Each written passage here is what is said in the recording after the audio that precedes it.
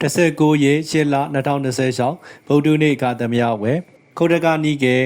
ဝိမာနဝတ္ထုလေ့လာနေသောဓမ္မမိတ်ဆွေများမင်္ဂလာပါဒီကနေ့ဓမ္မမိတ်ဆွေတို့ကိုဝိမာနဝတ္ထုမှာပုရိသဝိမာနဝတ္ထုကိုလေ့လာခြင်းအကြောင်းကိုတင်ဆက်ပေးသွားမှာဖြစ်ပါတယ်နံပါတ်1ဝတ္ထုအဓိပ္ပာယ်ဝိမာနဆိုသည်မှာဘိမာနပါဠိမှဆင်းသက်လာပြီးဗိမေဟုမြန်မာမှုပြုကြသည်နတ်ပြည်နန်းနန်းကဲ့သို့သောဘုံခန်းဆိုင်ရာအဖြစ်ဖြစ်တို့ကိုဖော်ပြရာဖြစ်သောကြောင့်ဤကျမ်းကိုဝိမာနဝတ္ထုဟုအမည်ပေးခေါ်ဝေါ်ထားပါသည်အမျိုးသားနတ်သားတို့နှင့်ဆက်လျင်သောအပိုင်းကဏ္ဍဖြစ်သောကြောင့်ပုရိသဝိမာနဝတ္ထုဟုခေါ်ဆိုရပါသည်နံပါတ်2ဝတ္ထုဤဒီနေရာပုရိသဝိမာနဝတ္ထုသည်သုတ်တန္တပိဋကခုတ်တကနီးကေဤ6ခုမြောက်ကျမ်းဖြစ်သောဝိမာနဝတ္ထုကျမ်းဤအမျိုးသားနတ်သားတို့နှင့်ဆက်သောအပိုင်း၌တည်ရှိပါသည်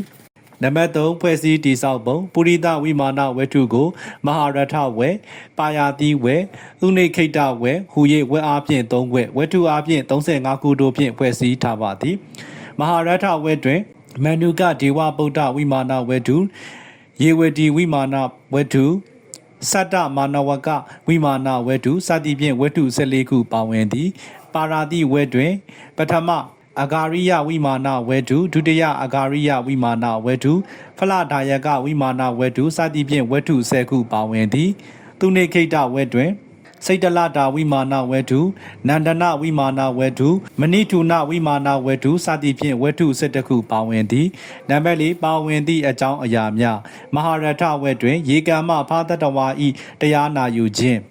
ဝန်တိုမှုမရှိလူရန်ခြင်းယရနာ3ပါး၌စီးကပ်၍ကိုကျင့်တရားကိုသိသိခြင်းပဇွန်လုံးဟင်းလှူဒန်းခြင်းယဟန်တို့အားစိတ်ဖြင့်ကြီးညို၍နှုတ်ဖြင့်ထိုင်တော်မူရန်၆တားခြင်းတတ္တရှိသွားပြု၍ဒါနစသောကောင်းမှုပြုခြင်းအကိုလှူဒန်းခြင်းကတ္တပမြတ်စွာဘုရား၏ပထိုးတော်၌ပန်းရှစ်ပွင့်ကိုယ်တိုင်လှူဒန်းခြင်းသီလစင်ကြယ်၍ဒါနပြုခြင်းကျောင်းလှူဒန်းခြင်း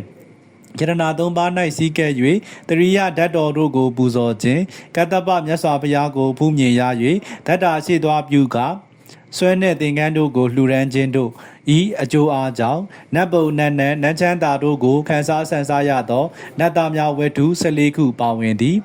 ပါယာတိဝဲတွင်ယဟန်တို့အားရေကန်တပွဲစွန်းအဖျော်ရည်အဝတ်သင်္ကန်းတို့ကိုလှူဒန်းခြင်းရှင်မောက်ကလန်အားတပါးကြောင့်စွန်းအဖျော်ရည်သင်္ကန်းတို့ကိုလှူဒန်းခြင်းမော့သိပ်စာလောင်သောယဟန်အားတထက်စွန်းလှူဒန်းခြင်းမူယောမုံစွန်းအဖျော်ရည်သင်္ကန်းစသည်တို့ကိုတတ္တရှိသွားပြု၍လှူဒန်းခဲ့သည့်အကျိုးအားကြောင့်နတ်ပုံနတ်နတ်ချမ်းသာတို့ကိုခန်းစားဆန်စားရသောနတ်သားဝတ္ထု10ခုပါဝင်သည်သူနေခိတဝဲတွင်မိဘတို့ကိုလှုပ်ကြွေးခြင်းတီလာရှိသူတို့ကိုမျက်နှိုးခြင်းစွန်အပျော်ရည်သင်္ကန်းစသည်တို့လှူဒန်းခြင်းတော်လန်းခရီး၌တရားဆောက်တည်ခြင်းတက်ပင်ဆိုင်ခြင်းကျောင်းဆောက်လှူခြင်းပန်းနှန်းသာတို့လှူခြင်းအရှင်သာရိပုတ္တရာအားရှိုးရည်လှူဒန်းခြင်းရှင်မောကလန်အားမူယောမုတ်လှူဒန်းခြင်းကန္နကမြင်းဖြစ်စဉ်တောထွက်တော်မူသောဘုရားလောင်းအားစီးတော်ရင်အဖြစ်ကူညီခဲ့ခြင်းနှင့်အတိုင်းမတိဝမ်းသာခြင်းသူမေတ္တာမြတ်စွာဘုရား၏သာသနာ၌9နှစ်ပတ်လုံးယဟန်ပြုခဲ့ခြင်းနှင့်တရိယဓာတ်တော်စေတီတော်တို့ကိုရှိခိုးပူဇော်ခဲ့ခြင်းဒေဂာနီကာလ၌မြတ်စွာဘုရားအားကြီးညို၍ရှိခိုးခြင်းယရနာ3ပါးကိုစီးကပ်၍၅ပါးသီလစောင့်တည်ခြင်းကတ္တပဘုရား၏ဇေဒီပထိုး၌မကောင်းသဖြင့်တင်ထားသောပန်းများကိုကောင်းစွာပြုပြင်တင်ထားခဲ့ခြင်းတို့၏အကျိုးအားကြောင့်နတ်ပုံနတ်နတ်ချမ်းသာတို့ကိုခန်းစားဆန်စားရသောနတ်သားဝတ္ထု17ခုပါဝင်သည်နံပါတ်5ဝတ္ထုအနှက်ရှုပ်ပုရိသဝိမာနဝတ္ထုကိုအနှက်ရှုပ်ရသောဒါနပြု၍နတ်ပြည်ရောက်သောဝတ္ထု22ခုတီလာဆောက်တည်၍နတ်ပြည်ရောက်သောဝတ္ထု2ခုမြတ်စွာဘုရားကိုကြီးညိုရှိခိုးခြင်းကြောင့်နတ်ပြည်ရောက်သောဝတ္ထု2ခုကျောင်းဆောက်လူရန်ခြင်းကြောင့်နတ်ပြည်ရောက်သောဝတ္ထု1ခု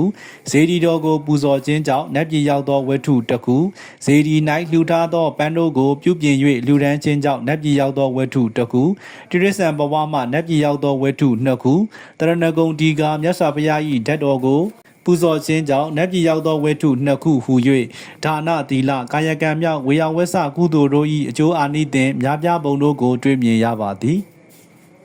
နံပါတ်6နိဂုံပုရိသဝိမာနဝတ္ထုသည်သုတ်တန္တပိဋကခုတ်တကနိကေဝိမာနဝတ္ထုကျမ်း၌ပါဝင်ပြီးဒါနသီလနှင့်ကာယကံမြောက်ဝေယဝဆကုသိုလ်တို့၏အကျိုးအားကြောင့်နတ်ပုံနတ်ချမ်းသာတို့ကိုခန်းစားဆန်စားရသောနတ်သားများအကြောင်းတို့ကိုစုစည်းထားသောတရားတော်များဖြစ်ပါသည်